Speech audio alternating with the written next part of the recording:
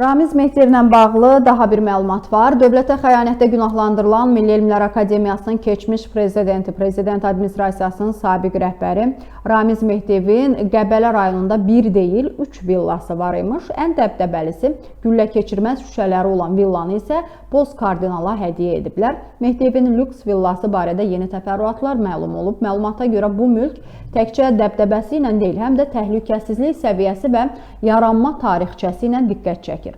30 hektarlıq ərazidə yerləşən mülkdə hasarla əhatələnmiş yaşayış binası, əlavə qonaq evi, süni göl, istirahət zonaları, texniki binalar və mühafizə məntəqələri yerləşir. Yerli mənbələrin verdiyi məlumata görə tikili xüsusi möhkəmləndirilmiş beton konstruksiyalarından inşa olunub və pəncərələri güllə keçirməz şüşələrlə təchiz edilib.